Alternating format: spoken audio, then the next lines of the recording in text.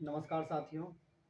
आज हम और आप दोनों के लिए या फिर बिहार वासियों के लिए एक हर्षोल्लास का दिन है, क्योंकि आज ही के दिन 22 मार्च 1912 को बंगाल प्रेसिडेंसी से हमारा बिहार स्वतंत्र राज्य के रूप में इसका गठन किया गया था। आज हम बिहार के 111वें दिवस के रूप में मना रहे हैं और ये जानकर हमको बहुत खुशी होती है कि बिहार अपने आप में एक गौरवमय इतिहास से गढ़ा हुआ, और बिहार में ही हमारे महान जो विद्वान, कवि या फिर राजनीतिज्ञ या फिर शासक, एक से एक शासक हमारे बिहार की धरती पर पैदा हुए।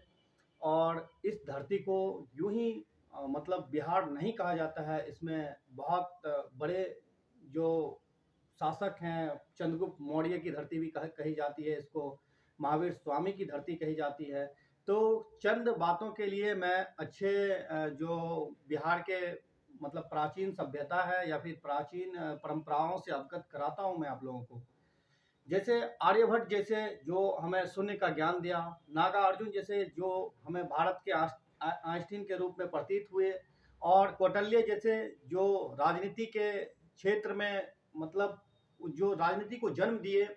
उसके बाद वानभट्ट, कालिदास और दिनकर और विद्यापति जैसे कवि, महान कवि हमारे बिहार में जन्म लिए। उसके बाद महान राजनीतिज्ञ में हमारे राजेंद्र प्रसाद जी हमारे बिहार से जो राष्ट्रपति के पद तक गए थे। हमारे बिहार से क्या नहीं है साहब, ये पूछिए सिर्फ क्या नहीं है।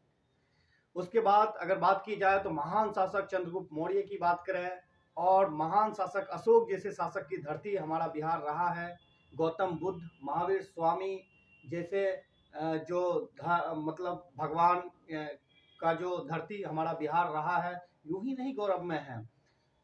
और नालंदा विश्वविद्यालय, जब पूरे विश्व में कोई ऐसा विश्वविद्यालय नहीं था, तब उस समय हमारे बिहार में एक नालंदा विश्वविद्यालय हुआ करता था, जहां देश के अनेकों से अनेक स्टूडेंट आकर यहां शिक्षा ग्रहण करते थे।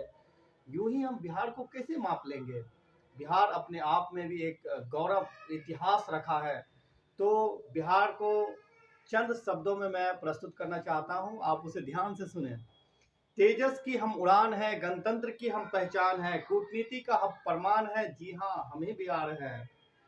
और बिहार की बात की जाए तो बिहार के राजनीति को अभी तक मतलब कोई अच्छे से नहीं समझ पाता है। बिहार अपने आप में जो है वो बिहार को समझने के लिए, बिहार की धरती को समझने के लिए, बिहार के इतिहास को समझना आवश्यक है, बिहार के प्राचीन परंपराओं को समझना आवश्यक है।